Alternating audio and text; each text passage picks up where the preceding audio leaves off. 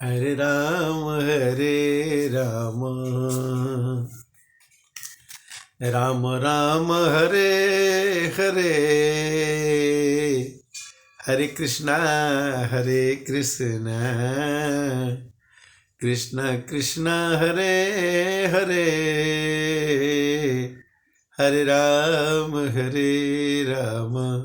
कवितावली मानस ज्ञान कवितावली भाग 162 के अंतर्गत आज हम भगवान की बाल लीला का चर्चा कर दिए थे और धनुष यज्ञ कैसे हुआ, बालकांड में श्री राम जी ने धनुष को कैसे तोड़ा, सीता जी के साथ कैसे विवाह हुआ, ये कवितावली के माध्यम से चलते हैं। कैसे कहते हैं तुलसीदास जी कि सरजू बर तीर ही तीर फिरे, रघुवीर सखा अरुबीर सबे, धनु ही कार तेर निसंग कसे, कठि पीत दुकुल नवीन फबे, तुलसी तेहि अवसर लाविन तादस चारिनो तीन इकैसे सबे, मति भारती पंगु भई जो निहारी, बिचारी फिरी उपमान सबे। कहते हैं कि श्री रघुनाथ जी के उनके सखा और सब भाई पवित्र सरजू नदी के किनारे घूमते फिरते हैं और उनके हृदय में छोटे छोटे धनुष बाण, भगवान धनुष बाण लिए चारों गांव में घूम रहे हैं। कमर में तरकस, शरीर पर नूतन पीतांबर। तुलसीदास जी कहते हैं कि शारदा की मति उस समय सुंदरता की उपमा 14 भुवन और 9 खंड, तीनों लोक और 21 ब्रह्मांड में सब विचार पूर्वक खोजने पर भी नहीं पा सकी, तब कुंठित हो गई। भगवान अगर छोटे छोटे 4 बच्चे हों, सबके हाथ में धनुष बाण हो और सरजू जी के किनारे घूमते हों, वो कितनी सुंदर लगेगा। सुंदरता उसी का वर्णन है कि सरजू बर तीर ही तीर फिरे, रघुवीर सखा अरुबीर सबे। रघुवीर भी थे और उनके सखा भी थे साथ में, सबके हाथों में तीर धनुष था। धनु ही कर तीर निसंग कसे, कटि पीत दुकुल नवीन, और सबके वस्त्र नवीन थे, सुंदर सुंदर वस्त्र पहने। तुलसी तेहि अवसर लानिनता, 10 चारिनो 30 21 सबे, मति भारत पंगु भई जो निहारी, बिचारी फरी उपमान फबे। तुलसीदास जी कहते हैं कि यह उपमा कि भगवान राम का बचपन कितना सुंदर गुजर रहा है, कवितावली के माध्यम से बालकांड की चौपाई के आधार पर कि भगवान का बचपना कितना सुंदर चल रहा है। धनुष यज्ञ की बात होती है कि छेनी में के छेनीपति, छाजे जिन्हें छत्र छाया, छोनी छोनी छाए छिति, आए निमिराज के, प्रबल प्रचंड वीर बंड बर बेस बपु, वीर बे को बोले बही देही बर काजक, बोले बंदी बिरुद बजाई बर बजनेऊ, बाजे बाजे वीर बहु धुनत समाज के, तुलसी मुदित मल पुर नर नारी जेते, बार बार हेरे मुख औध मृग राज के।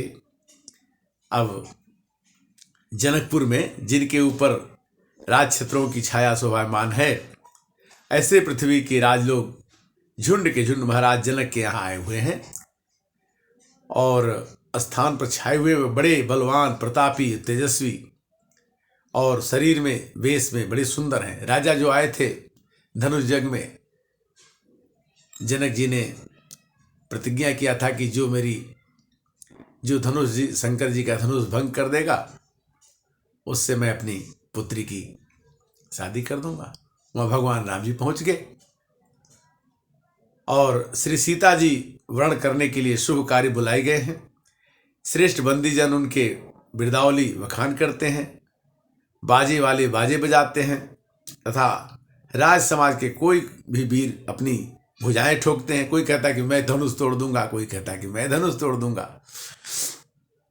तुलसीदास जी कहते हैं कि उस समय जनकपुर के जितने नर नारी हैं वे सभी अवध केसरी भगवान श्री राम का मुख बारंबार देखते हैं और मन ही मन प्रसन्न होते हैं।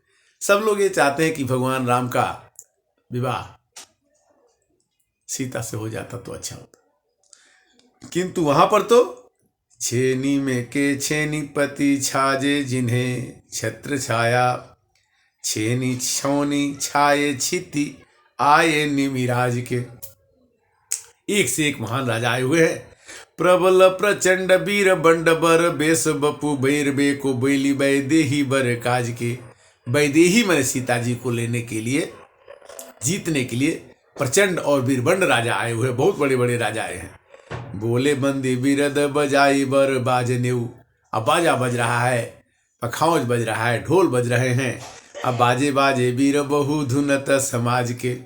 भीड़ लगी हुई है कि अब धनुष टूटने वाला है। तुलसी मुदित मन पुर नर नारी जेते। बार बार हेरे मुख अवध मृगराज के। सब लोग भगवान राम के मुख को देख रहे हैं कि राम जी की सीता की जोड़ी बहुत अच्छी बनी है और बनेगी। इसी में एक सखी कहती है कि देख कर राम जी को जनक नंदिनी, बाग में यूं खड़ी की खड़ी रह गई।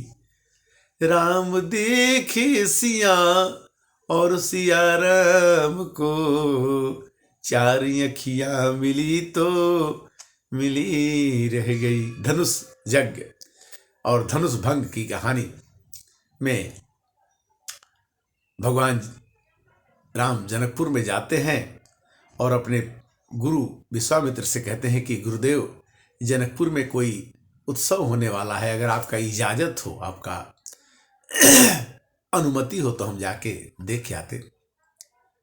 तो उस समय जाते समय रास्ते में सीता जी उसी समय पार्वती जी की पूजा करने के लिए आती हैं और आते समय सीता जी ने राम जी को देख लिया, राम जी ने सीता जी को देख लिया। उसी में एक सखी ने कहा कि राम देखे सिया और सिया राम को, और चार अखियां मिली तो मिली रह गई। राम जी ने सीता जी को देखा, सीता जी ने राम जी को देखा। इस समय एक सखी कहती है कि राम और सीता दोनों देखने में सुंदर लगते हैं, इनकी जोड़ी इतनी सुंदर है। किंतु उसमें दूसरी सखी बोल बैठती है कि इतना आसान नहीं है, धनुष तोड़ेंगे तब ना शादी होगी। तो बोली पहली सखी ये जुगल जोड़ी है, श्री जनक नंदिनी जानकी के लिए। कैसे तोड़ेंगे धनुहा ये बारी उम्र, मन में शंका पड़ी तो पड़ी रह गई। पहली सखी बोलती है कि जोड़ी तो जुगल ठीक है, किंतु धनुष जब तक ये तोड़ नहीं पाएंगे, छोटे से बालक लग रहे हैं, तब तक तो इनकी शादी उनसे हो नहीं सकती। तो तब तीसरी सखी बोल बैठी कि बोली तीसरी सखी जानती हो नहीं, इनकी प्रभुताई को जानता है जहां। एक ही बाण से ताड़िका राक्षसी, जो जहां की खड़ी रह गई।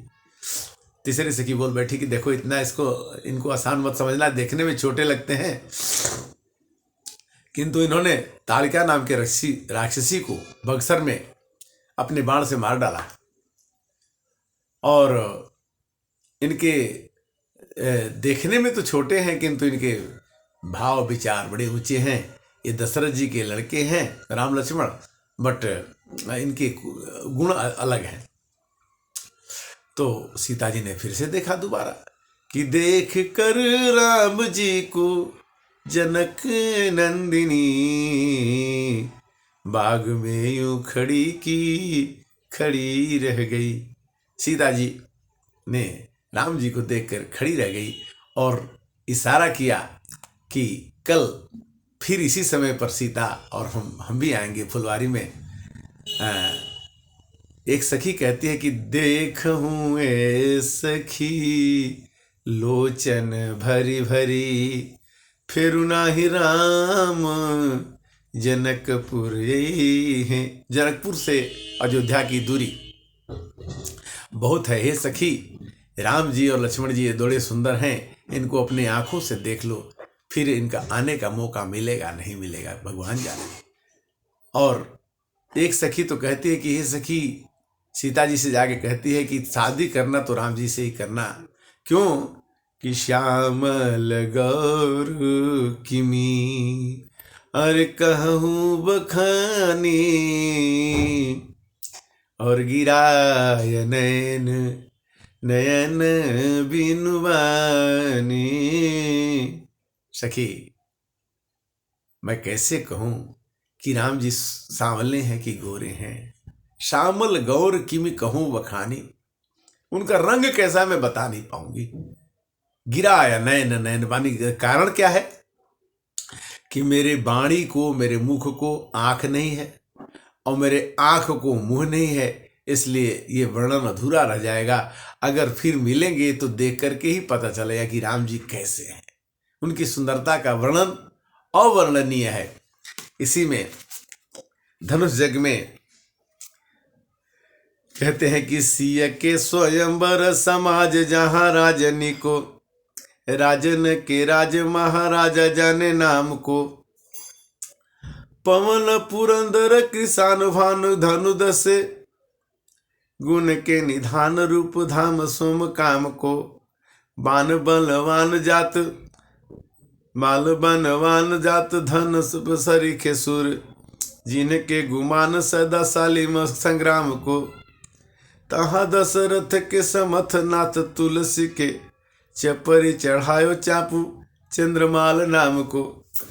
अब देखिए, सीता जी के स्वयंवर में जहाँ राजाओं का समाज जुड़ा हुआ था, बहुत से राजेश्वर और सम्राट आए थे। उनके नाम थे वे वायु, इंद्र, अग्नि, सूर्य, कुबेर, गुणों के भंडार, ऐसे रूप राशि थे जिनके सामने चंद्रमा, कामदेव भी क्या। उनमें बाणासुर राक्षस, रावण सूरवीर थे, जिन्हें संग्राम भूमि में सदा ही सकुशल रहने का अभिमान था। उसी राज्यसभा में तुलसीदास जी के समर्थ प्रभु दशरथ नंदन राम ने चपलता से चंद्रमौली भगवान शंकर का धनुष चढ़ा दिया। भगवान ने सब, रावण भी थे, बाणासुर भी थे, बहुत राजा आए थे, किंतु भूप सहस्रदश एक ही 12 लगे उठावन टरही ने टारा। कई राजाओं ने उसको, धनुष को उठाने की कोशिश किया, किंतु धनुष उठा नहीं, टूटा नहीं। और रामचंद्र जी ने तुरंत ताहा दशरथ के समथ नाथ तुलसी के, चपरी चढ़ायो चापी चंद्रमाल लाम को। तुरंत उन्होंने धनुष को चढ़ा दिया। और आज के अंतिम छंद है कि मयन महनुपुर दहन गहन जानी, आनी के सबो सारु धनुष गढ़ायो हैं। जानकी से दास जेते भले भले, भूमि पालव किए बलहीन बल आपनो बढ़ायो है। कुलिस कठोर कर मठ पीठ में कठिन, हठिन पिना को काहू चपरी चढ़ायो हैं। तुलसी सुराम के सरोज पानी परसत ही, टूटो मानो बारे ही पुरारी ही पढ़ायो हैं। भगवान शंकर का धनुष श्री राम जी ने बिना श्रम के तोड़ दिया। कहते हैं कि श्री महादेव जी के कमल दलन और सब त्रिपुर का नाश बहुत ही कठिन समझकर सब कठोर पदार्थों को मंगाकर उनका सार रूप धनुष बनाया था। उसने जनक जी की सभा में जितने बड़े बड़े राजा आए थे, उन सभी राजाओं को बलहीन कर दिया। उस धनुष को किसी की हिम्मत नहीं पड़ी। वज्र से कठोर, कछुए के पीठ से भी धनुष से कोई भी राजा बलपूर्वक फुर्ती से नहीं जा सका, किंतु वहीं धनुष राम को कमल स्पर्श करते ही टूट गया।